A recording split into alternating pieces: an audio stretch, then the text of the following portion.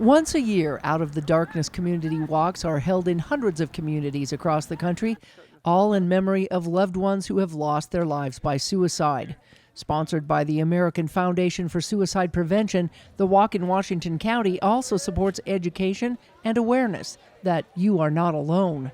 It's a chance for people to feel united and have that healing that comes together, knowing that they're not alone, knowing that they've lost loved ones and that there's others who've had that same experience. So we've really tried to collaborate with the different schools, with Hope Squad, with a lot of our supporters that just donate money or donate time to help with suicide prevention.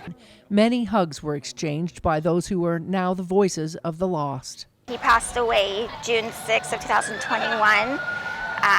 He suffered with depression for many years. There were definitely warning signs.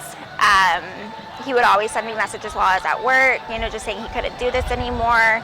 And I always screenshotted the messages and sent it to his mom and his sisters. They just said, he has a beautiful baby boy now. He wouldn't do that.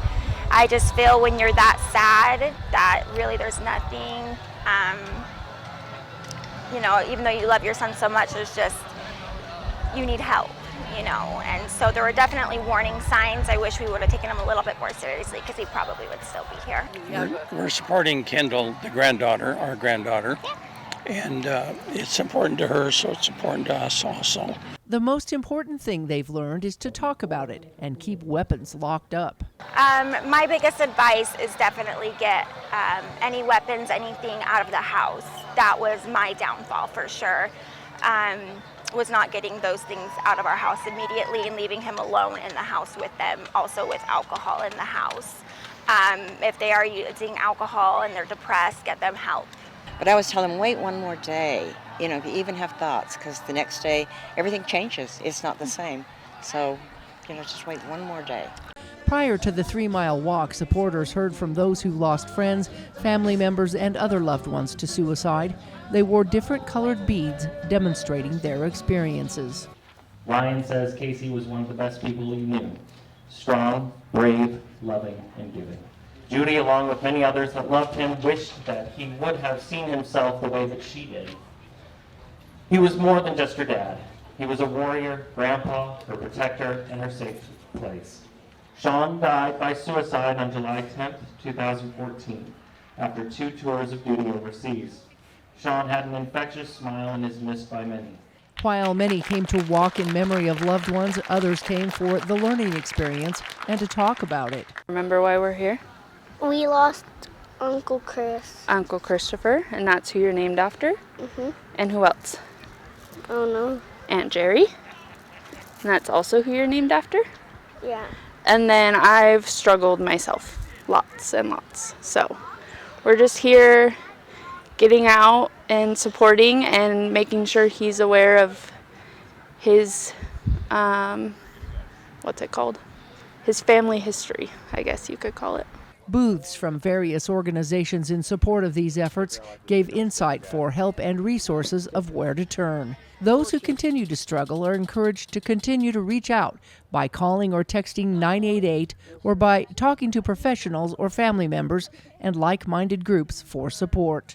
So we began to look for assets in the community that could help us if we noticed one of our brothers or sisters in crisis. And that's how I ended up with getting in contact with Reach for Hope and becoming a member of the coalition.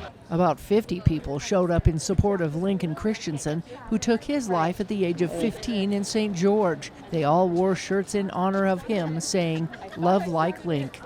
Lincoln was an all-around awesome kid who was popular, who had everything going for him. He had friends galore. He was into everything: kayaking, mountain biking, rock climbing, motorcycles, everything that I did. He was my right-hand man. He showed no signs of depression. He showed no signs of sadness, of anything like that. And so it caught us all abruptly by surprise. Having something like this is fantastic. Being able to bring awareness to the community and to neighbors and to remind us all that we need to talk about these things. It's becoming more common, unfortunately, and we need to not be afraid to talk about it so that those that need help can get the help that they need.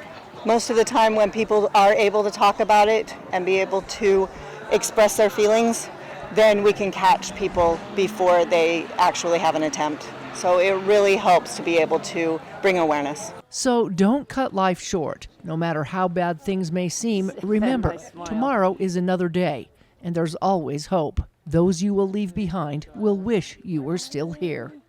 From the Out of the Darkness Walk, Melissa Anderson, Community Education News.